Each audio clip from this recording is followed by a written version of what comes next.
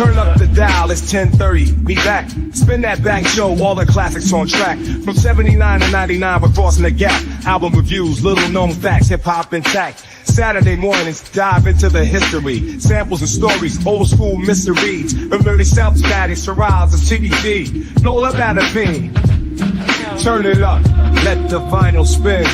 10:30 sharp, where the stories begin. From the golden era, treasures within. Spin that back show every Saturday when we break it down, the legends and the lore. Every beat, every rhyme, uncover more. From Grandmaster Flash to Nas's Roar, we're bridging the past, hip-hop's core.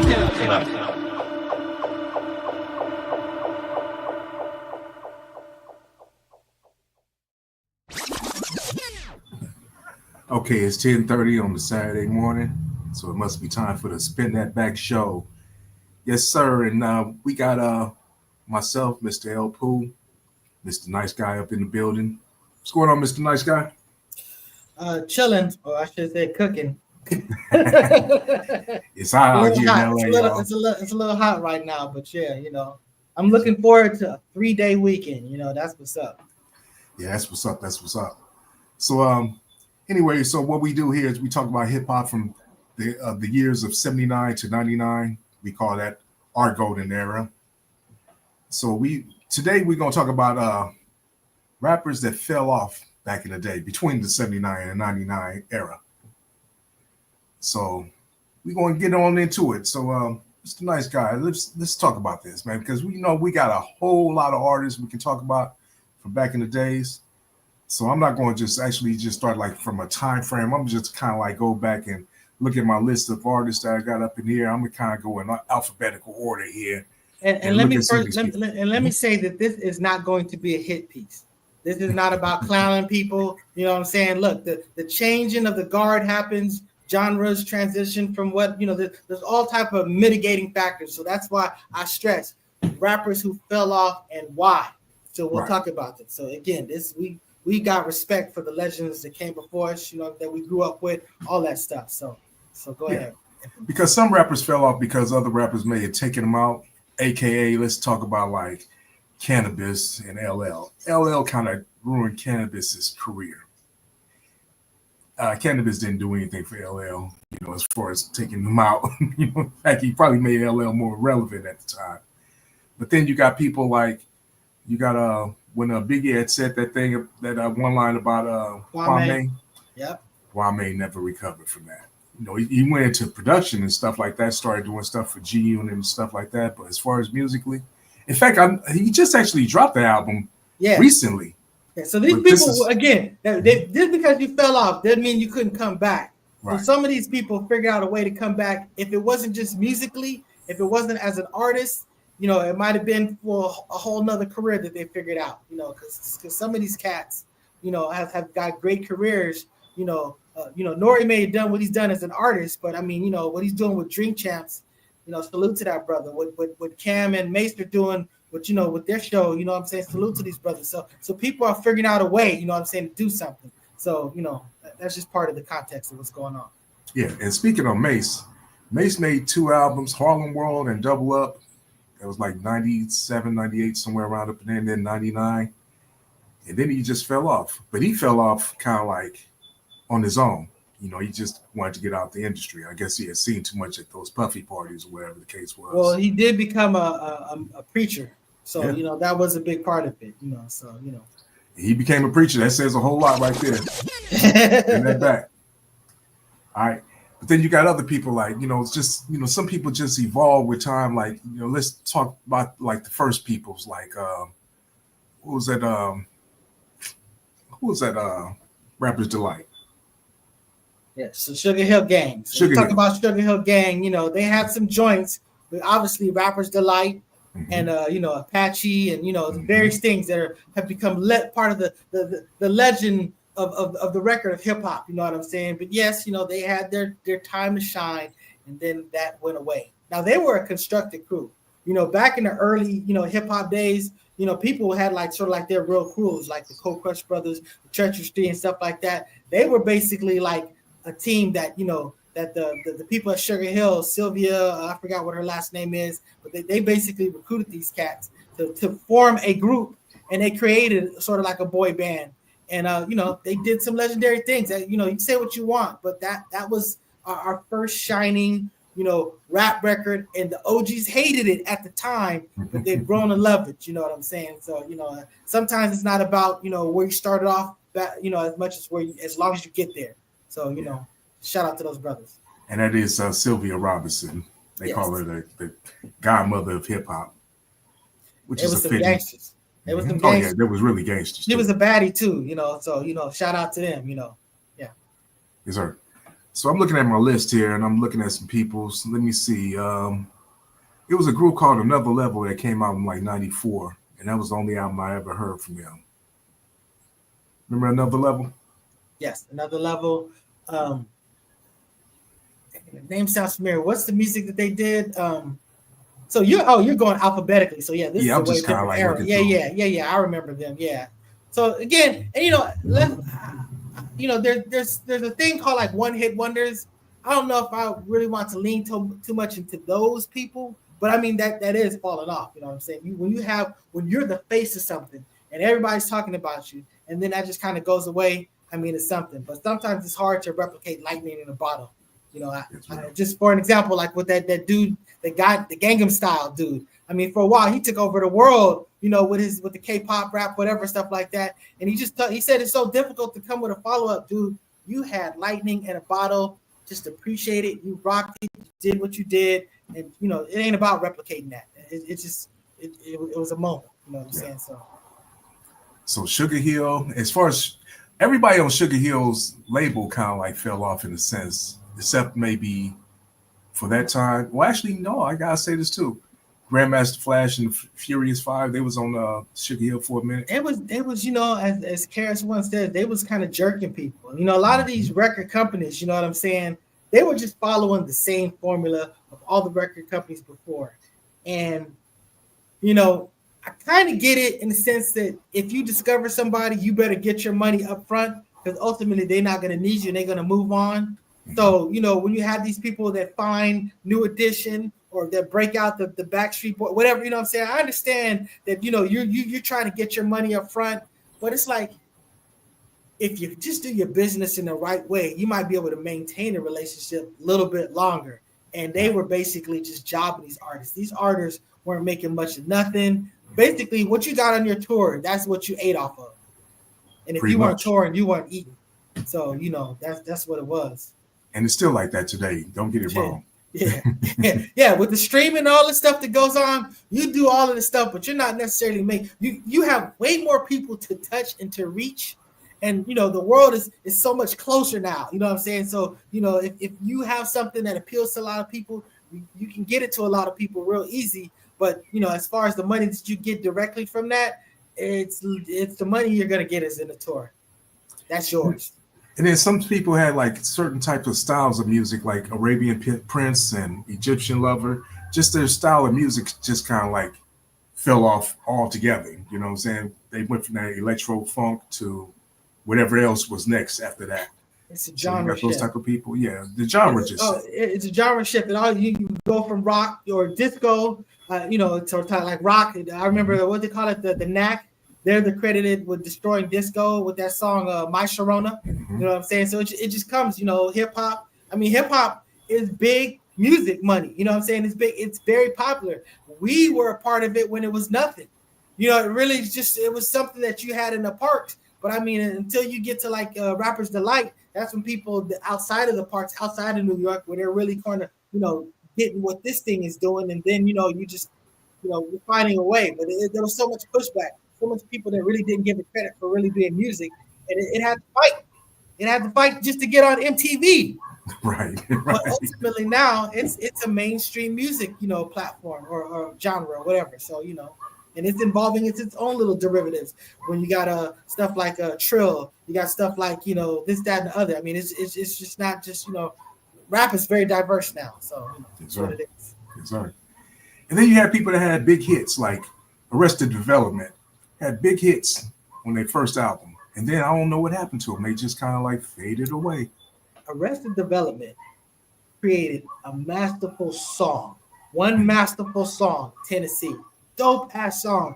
And then they did an album that was kind of meh, but they remixed songs on there to make really good single songs. So when you get to Everyday People and all this other stuff, the version that was the single is like better than the album version. So when KRS-One was talking about, I don't some remix it for my single, they sort of like fixed it, you know what I'm saying, with the remix. And that was great. But you're right. They had that one song on the Malcolm X soundtrack, Revolution, dope ass song. You know what I'm saying? Everything was about that, was a dope ass song. And then that was kind of it. I think that there might have been some infighting. There might have been some situations going on, some sort of like pride. Pride kills a lot of groups. Yeah. You know what I'm saying? Money and pride is usually what's going to destroy a group. You know what I'm saying? So. And then it's groups out there that I wonder what happened to, like Audio 2. What happened to them? That's kind of strange. Because,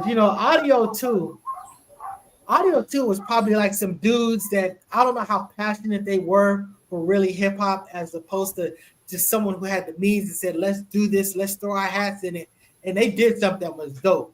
I mean, Top Billin', is, I always felt it was like a basic rhyme scheme. Right.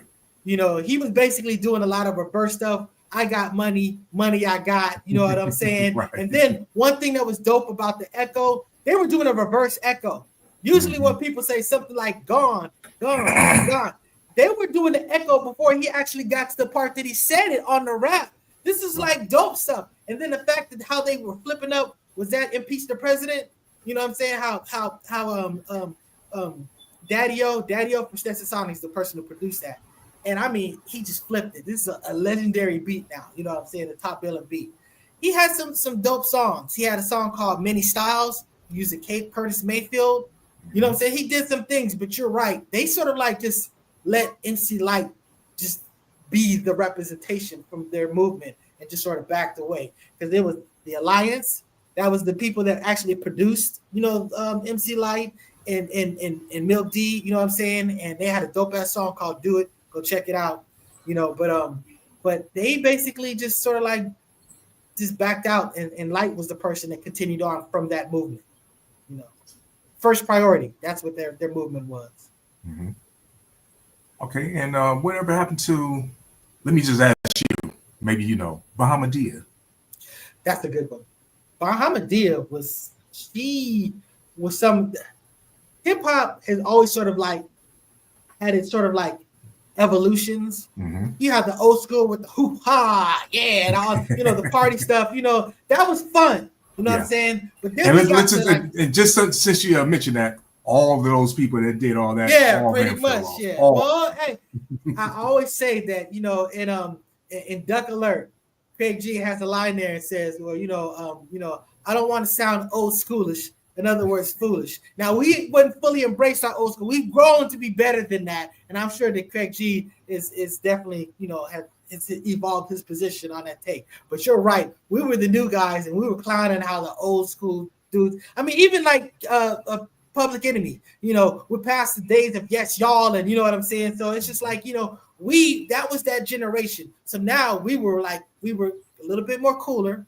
We were definitely way more lyrically complicated. You know what I'm saying? And musically, we was doing the sampling thing, and we was going buck wild. So yeah, you had that sort of like this is what I called what we really sort of like drew the line in the sand. That was the new school. LL was really kind of like the end of the old school. He was new school for the old school folks, but really was sort of like just the tail end of the old school. But once you get into like Ultramagnetic and Marley Marl and all this other stuff, now you're dealing with the sampling, substitution, and James Brown and all this other stuff, and it went a different place. I say all that to say that that was a big evolution. There was another big evolution of rhyming, of lyricism. When you talk about like when The Good Life came out and stuff like that, where dudes, they weren't just okay with just doing boom bap raps. Now they're doing complicated stuff, and not just like the stuff that like Jay-Z was doing with the the originators and stuff like that. But I mean, the freestyle fellowship stuff where they're doing harmonies, they're doing all this stuff that kind of like that gave you the Bone Thugs and harmony. That movement She was there in that time where we basically revolved to, okay, now we're very conscious, but now we're really doing our vibe thing. And she was a sister that didn't necessarily look like, you know, what a sister would have to be to like necessarily to be successful and rap. She was just a real ass sister, just kind of doing some dope ass rocking out, bro. You know what I'm saying? Just some black stuff. You know what I'm saying? Yeah, and just we lost it. You know what I'm saying? So she did go away. You know, and I'll say this without getting too much into it. There is a rumor about the whole BET movement where they just basically said they came a whole list of artists and they said, hey, we're all these people, we're just gonna stop playing them. And we're just effectively kill a generation and start a new generation. That may have very well happened behind the scenes. I'm not a conspiracy guy, but the way that it just flipped overnight, that may very well have happened. Yeah, it just seems like it just makes too much sense. So I'm gonna throw 3 names at you. These 3 people I think fell off in the 90s. Big Daddy Kane, Biz Markie, and Black Moon. Okay, I don't know if I really say Biz Markie fell off. There was something about Biz Markie that stayed relevant. It's like, even though he wasn't necessarily, I get it. Those songs lasted. I mean, you can talk about the You Got What I Need. I'm saying that, you know, somehow, I don't know if I want to put him in that same genre, but Big Daddy Kane admits it. Big Daddy Kane is like, look, I didn't adjust with the times. I was like one of the premier lyricists of the day, one of the premier artists of the day. You know what I'm saying? I'm a Mount Rushmore guy. He is, as far as my generation. But he was like, he pivoted. He just started, I really want to make music for the ladies. And he by his own admission, he just didn't adjust to what the current music scene was doing. And that was part of his falling off after a fashion. But that brother recovered. That brother gave us one of the greatest verses ever. You know, he was the person behind a lot of the Juice Crew reunions. You know, he was one of the first dudes out the door as far as Juice Crew because of his friendship with KRS-One. But he's the reason why I got Instagram. I got Instagram because he was doing a free concert on Instagram, and I created Instagram just to watch Big Daddy Kane's free concert. So, you know, salute to Big Daddy Kane. All right. Who's the third person you said?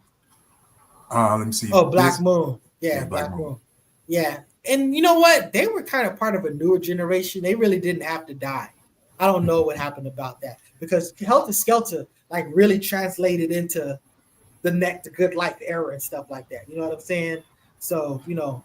I think they had a label situation, something going on or something, if I'm not mistaken.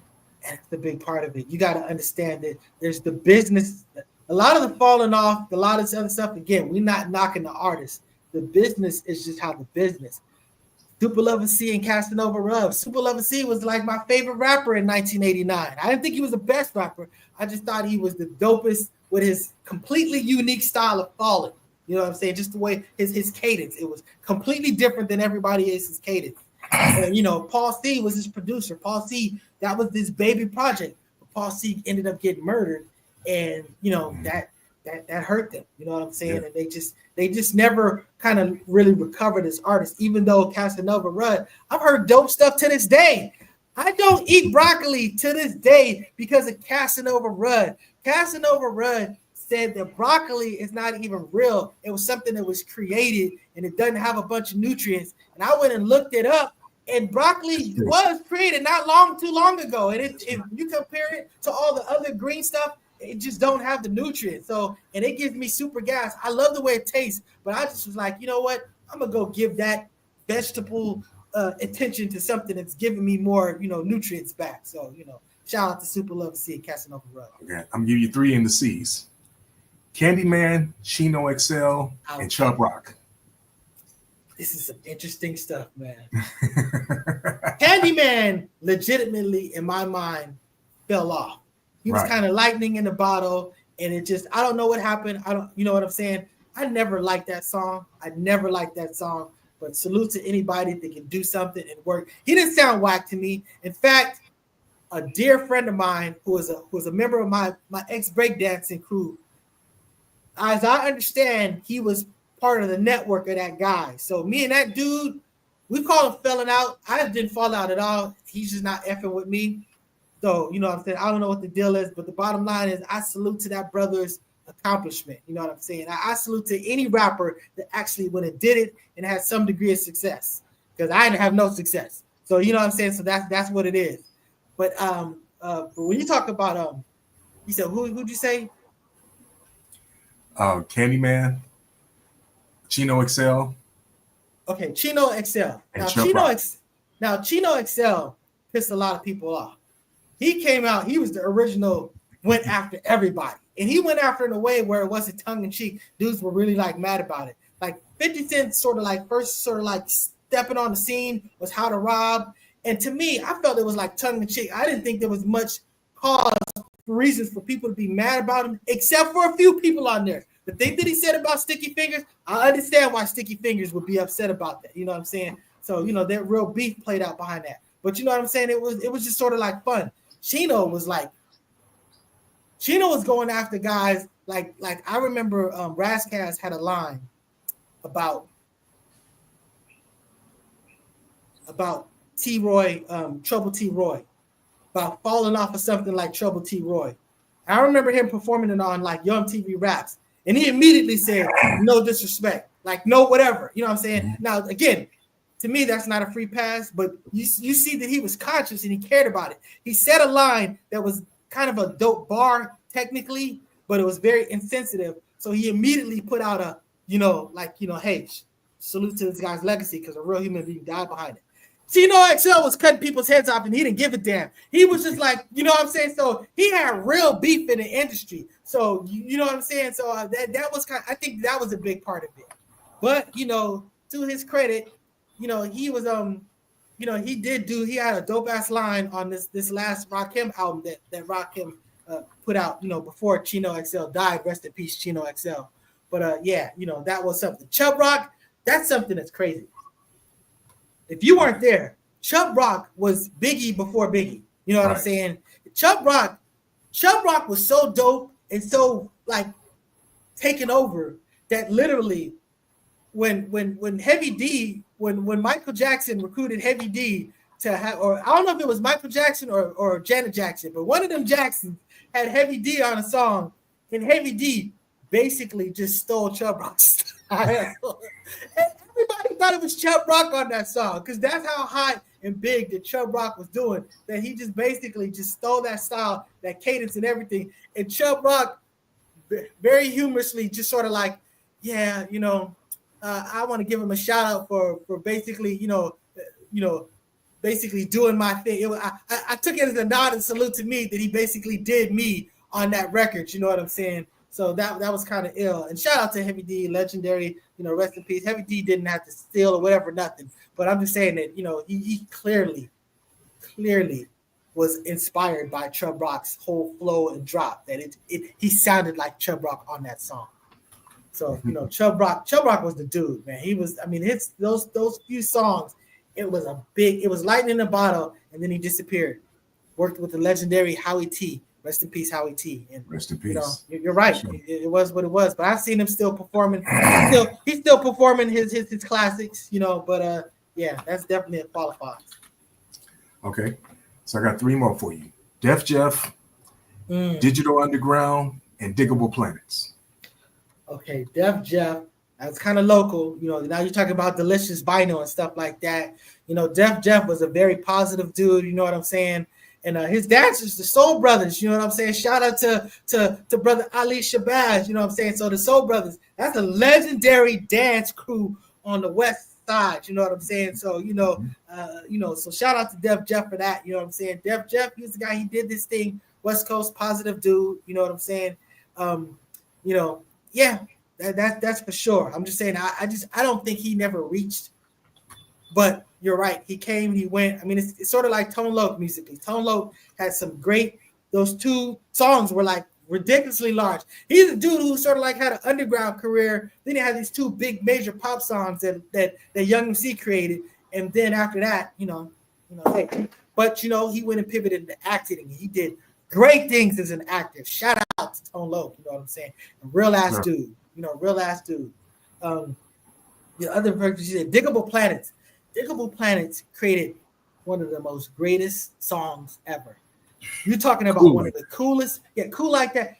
This song is literally the coolest song where just like if you like jazz, if you like whatever, everybody, MTV ate this song up. I mean, it's just, I don't know if it just was so hard to sort of like come back after that. Sometimes you do something that shines so bright that it puts everything else into perspective. You know what I'm saying?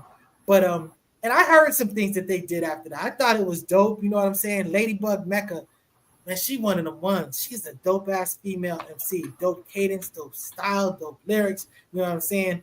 It's just, you know, but yeah, they could never come back to, you know, that they built like an impossible task with you know, Roberta Slick. You know what I'm saying? It's just that was it.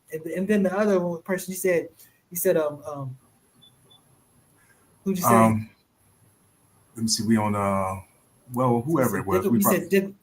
But I forgot. But you know, I kind of forgot too, to be honest with you. I think we went through them though. Anyway, other people. These people had a couple of songs. Ed O.G. and the Bulldogs. I gotta have it. Being Father to Your Child. Father to Your Child.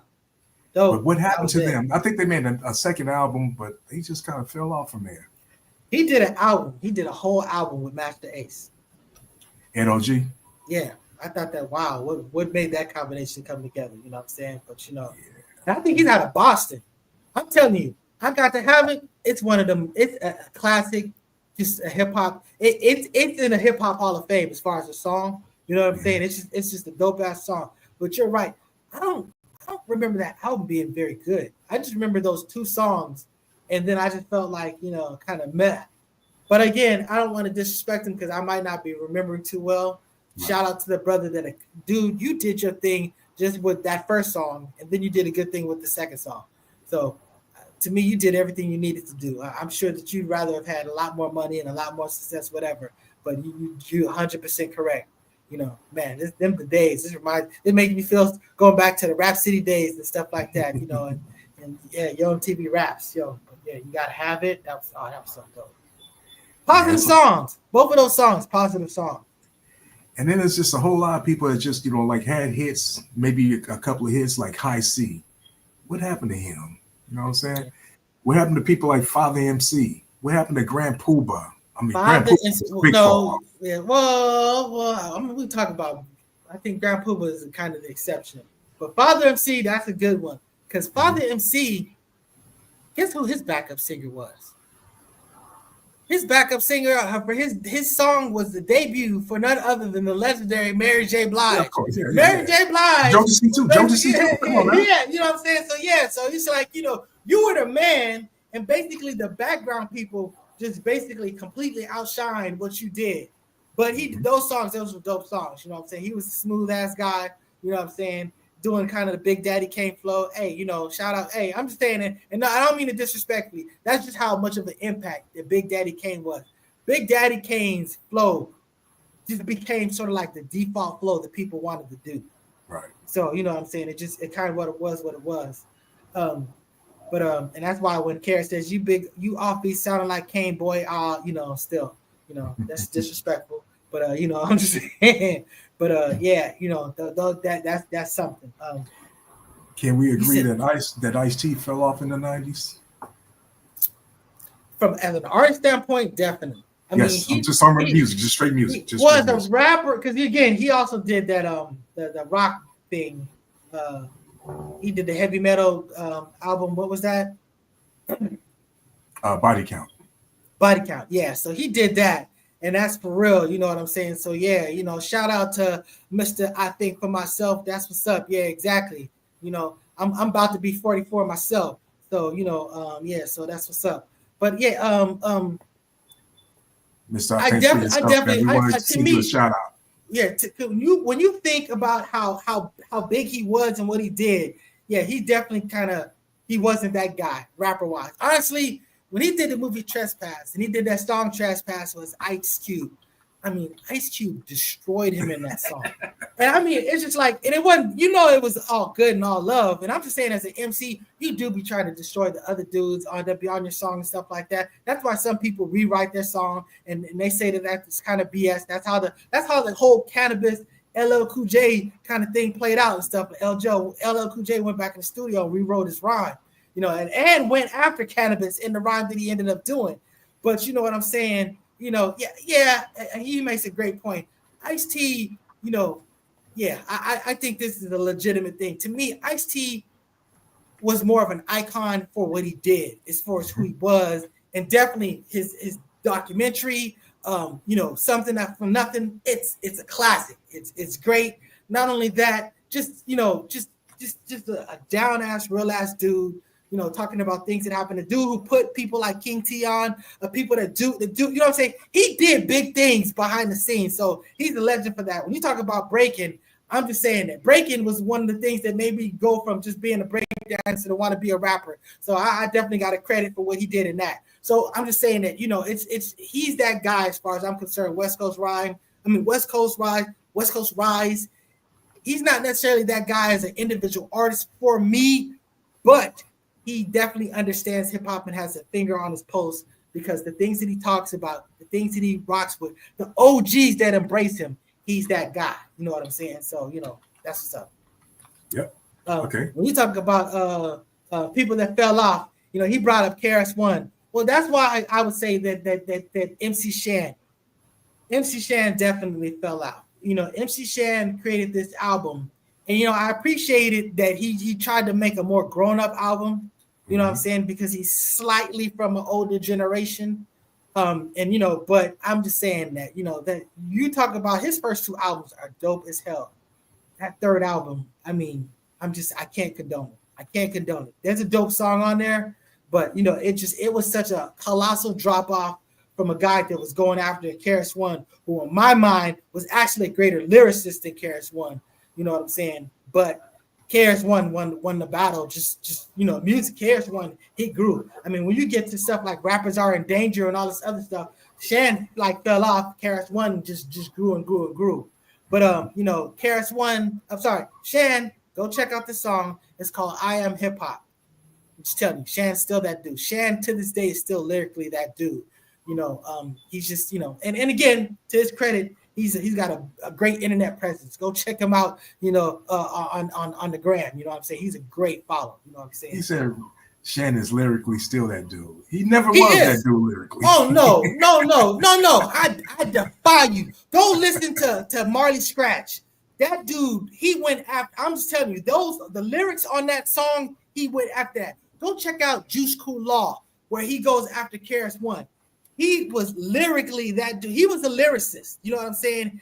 And when you hear the complicated stuff he did after the fact, he did that. So I push back on you. I challenge you. Go listen. Go listen to Marley Scratch. Go listen to He Cut So Fresh. You know what I'm saying? Those are lyrics. Those are bars and it's cadence. So that was his mastery. It was not only just lyrics, but it was also cadence on top of that. So he was absolutely, and I'm telling you right now, I will stand on business. You go compare KRS-One's first two albums and you compare Shan's first two albums. Shan was a better lyricist than KRS-One. KRS-One just had a dope style. You know what I'm saying? So yeah, hey, we could do a 5 minutes of funk or whatever. We got to do 5 minutes of funk. So yeah, so we'll come back to it. But so that's what would happen with them. I forgot who else you said. Well, I'm gonna just throw some more people out here anyway. Wait a second. This dude is completely ridiculous. The Bridge is a classic song, brother. How dare you say that? You know what I'm saying? Hey, and go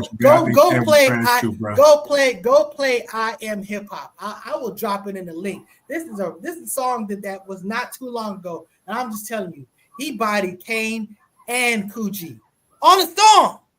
Yeah, so that's what happened. So yeah, go ahead. Okay. So Ill and Al Scratch, they had a couple of big songs and they just disappeared. Then you had another group like Illegal, they had a couple of big songs, they kind of disappeared. K9 Posse, same difference. K Solo. You know who K9 Posse was? That's Eddie Murphy's younger brother. Right.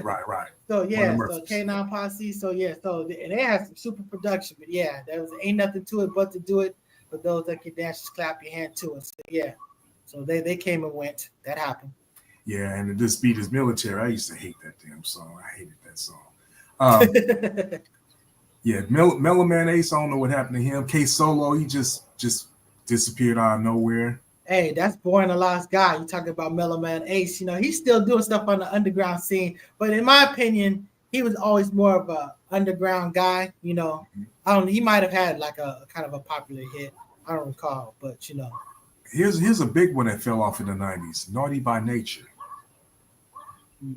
Yeah, Naughty by Nature. I feel like Naughty by Nature's falling off. Well, the reason why they fell off is because them dudes had animosity against each other. They really fought. They like fought. Ben and whatever, and then they were talking trash about each other. So that's what probably caused the death of Naughty by Nature, you know. Because Naughty by Nature had a history. Them and Chino XL, they used to sort of like go back and forth. They were performing live at some place in New Jersey, you know, that Queen Latifah used to visit and stuff like that. So that was like their legend. That was like their good life. You know what I'm saying? So they have a history of going back and rivals and stuff like that. So you got two dudes that were both lyrically dope, both, you know, great cadence. You know, my mind, Chino is just a much better lyricist, you know, but you know, for all it's worth, you know, I remember there was a time where KRS-One said that Homeboy from Naughty Tretch was the best rapper in the game. Yeah. That he really said that. And I didn't think that was nowhere the case. Nowhere did I think that was. I still think Tretch is an underrated MC of all time. One of the most underrated MCs of all time. He's a real MC. He had the patterns, He had the cadence, he had all of that stuff. He really was. Everything. He was one of them ones. And like I said, he was a dude that did it live. He was a performer. So you know what I'm saying? He deserves it. You know what I'm saying? And he deserves it to me for more probably for the works he did behind the scenes than the actual songs. I just wasn't a big Naughty by Nature fan. I was. I love Naughty by Nature. What happened to Nice and Smooth? Woo, Nice and Smooth. I love Nice and Smooth. Nice and Smooth taught me. He made the argument. Because whenever people have like these complicated rhymes and all this other stuff, Greg Nice, who was originally a beatboxer for Tila Rock, you know, for Mantronics and stuff. That was his beginnings. Greg Nice was a beatboxer, you know what I'm saying? And that, you know, might even beatbox for Just Ice, you know what I'm saying? LaToya, for all I know, you know what I'm saying? Because they were all connected with the Mantronics connection. But, you know, he was like, you know, we do the simple stuff because it's fun. You know, people like to recite my rhymes and they have fun, you know what I'm saying? Right. And he made a strong argument. And some of those songs, like Nice and Smooth, Hip Hop Junkies, is one of the most funnest, dopest songs ever. Dwick is one of the funnest, dopest hip-hop songs ever. Dwick makes me lose my mind when they play it. So I'm just saying it. So shout out to, you know, Nice and Smooth. You know what I'm saying? So that's what's up. Okay, so let me say this. Do you think PM Daw's career was destroyed by KRS throwing him off the stage? I think so. So. Even though their industry wasn't their audience wasn't necessarily the KRS-One audience, that just became like the big thing. You know what I'm saying? It just was like those guys were notorious for basically getting beat, getting thumped up and tossed off. I remember KRS-One was performing a song, So What You Want, whatever. He's performing it to Tila Rock songs, It's Yours beat on Yo MTV Raps, and literally had one of those lines there. Go find PM Dawn and ask they ass. You know what I'm saying? So yeah, no, that was it. And you know what? PM Dawn had no place to keep KRS-One out your effing mouth. You are a pop group. Don't mess with people like KRS-One. You know what I'm saying? That KRS-One, them dudes off limits. You can talk about other pop groups. You can talk about Young MC. That's fine. That's fair. You need to leave Run DMC out your mouth. You need to leave KRS-One outside your Rakim, Cool G. These guys, don't touch those guys. You know what I'm saying? Pop people, stay in your pop lane. Yes, sir. Yes, sir. All right. So let me see. One of the biggest disappointments in falling off was Pete Rock and CL Smooth. Okay. Now, there was an internal gripe. Okay. And I'm gonna say something. Tell that story. I'll be right back. All right. Okay. So check this out. You know, Pete Rock and CL Smooth, you know what I'm saying? These dudes grew up from, you know, I guess Mount Vernon, their area in New York, you know what I'm saying? So they got history. You know, all these cats grew up. You talking about Heavy D, Trouble T. Roy. That's why they did that song, you know. Hold on a second. Sorry, I couldn't press the button in time. But they reminisce of you. The initials are Trouble T. Roy, you know what I'm saying? So, you know, who died in that tragic incident, you know, off the Raptors and stuff like that, you know, and he's like the dancer for Heavy D. But anyways, they were all a collective, you know, money earning Mount Vernon. And at some point, CL Smooth and Pete Rock sort of like just drifted and went their ways. And I know that that CL Smooth, like Pete Rock was saying some things, I guess he was talking slick, and CL Smooth was not trying to have it. And he was like, this fool don't brush his teeth. He don't whatever. He just went all in him on some personal stuff. He said, at the end of the day, shut up and make me my beats, you faggot. That's what he said. And I thought it was hilarious. And, you know, before I was completely done with that word again, that's the only time you'll hear me say that word. To me, that's up there with the N word now. But for a while, that was my favorite quote. Shut up and make me my beats, you whatever. Because it was just emotional and to the core. It was like, look, we don't got to be friends. We don't got to like each other. Just shut up and make me my beats, you whatever. And I thought it was a fantastic interview. So I will still appreciate what it was for its moment. Again, like I said, I run away from that word now. You know what I'm saying? But I mean, it was a bar. It was a comment that was a bar. You know what I'm saying? Shut up and make me my beats. And you know, ultimately they figured out some way to at least sort of like connect musically. And you know, I'm glad for it. I actually went to a show, you know, and ran into Born a Law there. You know what I'm saying? I saw them, and I saw another group that you might say fell off was who's the dudes that make Cooley High? I can't believe I forgot their name. They're one of my favorite groups. Man. Suffice it to say, man, you're talking about Geechee Suede and I'm sorry, but yeah, Camp Lo. So yeah, so Camp Lo and Pete Rock performed, and I'm telling you, they rocked it. So you know, that was the last sort of like concert that I think I've been to outside of maybe a Born a Law concert. He rocked it too. But so yeah. So this brother, hey, I just want you to know, Mr. Think for Yourself. We did talk about Milk and Giz, so you know. How dare you talk about MC Shannon? These cats is one-hit wonders, you know what I'm saying? But you know, shout out to them cats, just the same, you know. But yeah, you're right. That like I said, and I said it, that is one of the most classic beats forever. You know what I'm saying? It's just, you know, MC Mary J. Blige, her debut song by herself, basically, you know, just sample that beat. So you know, real love. So that's what's up. Okay, and then another disappointment was PRT. Their second album, Poor Righteous Teachers, that is. Their second album was a disappointment to me. The first album was all right.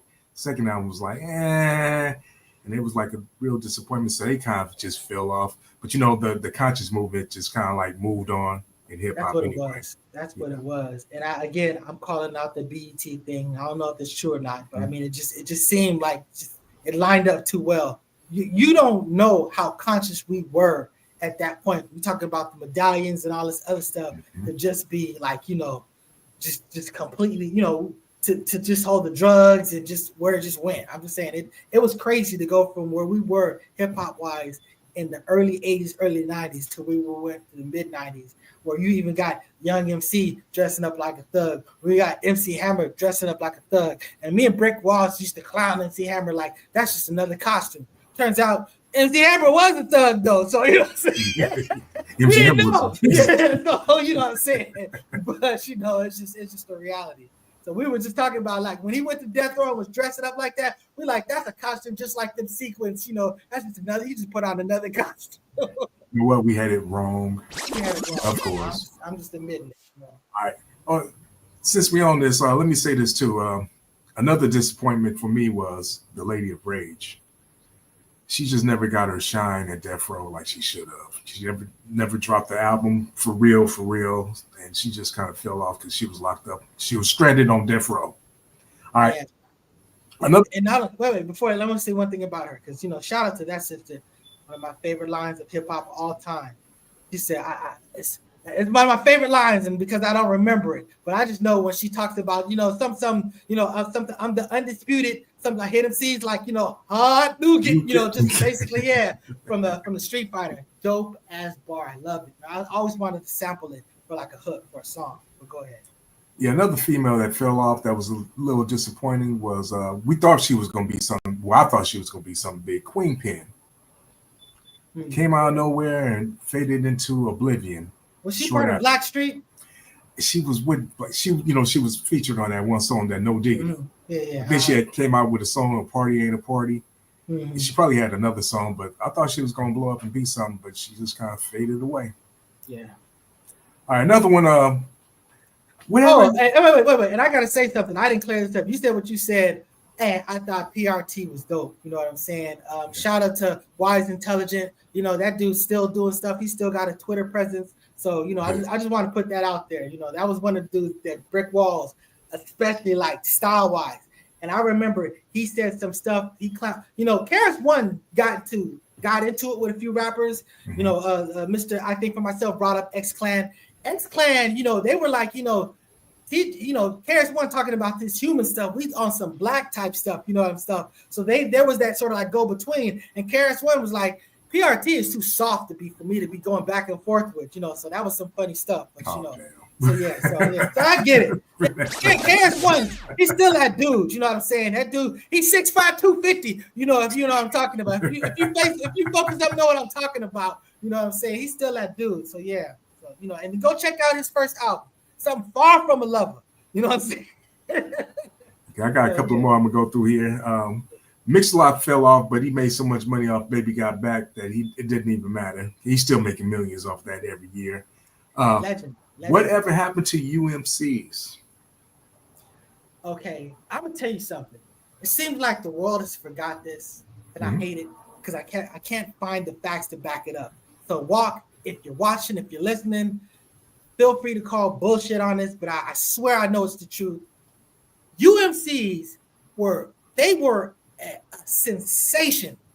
They blew up, and somehow they introduced this dumbass like law or rule, something that you could return an album or whatever, and they had this record album return type situation. Like literally, they blew up. It was like they went gold, and then they had like almost like golden returns. You know what I'm saying? It was a weird thing that happened, and it just like took it back. You know what I'm saying? So I remember that happened because I just always think about like, wow, that was crazy. You know what I'm saying? It was like almost like your people who bought it just to to blow up a buzz, but then had to refund it because you know what I'm saying? I don't remember what it's the reserve clause. That's what. Yeah, you know what I'm saying? So it just was. I remember that happened, but I can't verify that it was the case. But I'm just telling you, I'm like 99.999% that happened and that it was UMC. You know what I'm saying?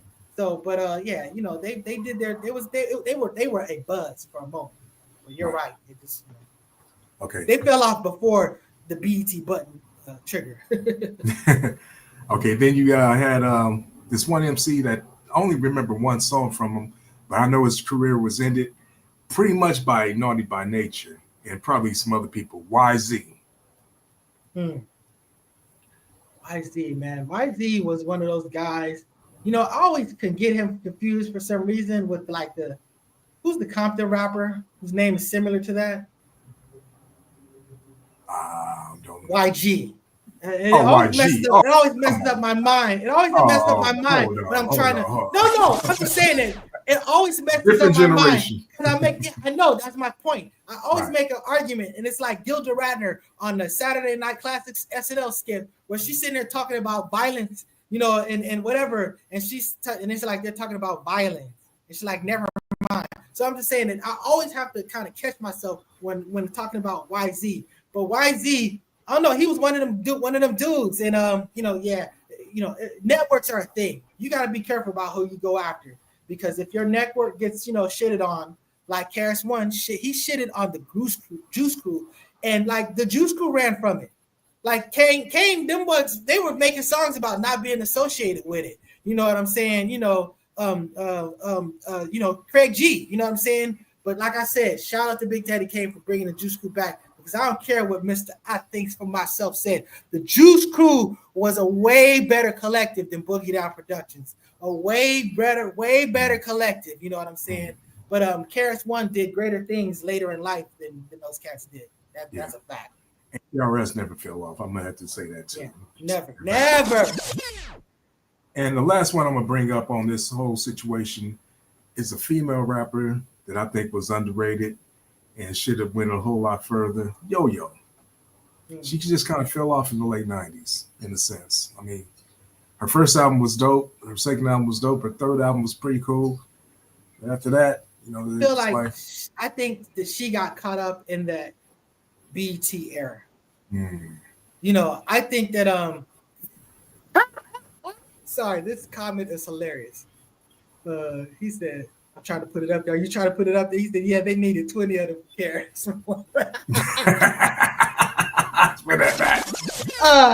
I want to give him a horn for it. I don't know if we got. We don't have the horn up here. Okay. So yeah, hey, that's a great comment, Mister. I think for myself, but you messed up what I was going with. Who were we talking about? You said Yo-Yo.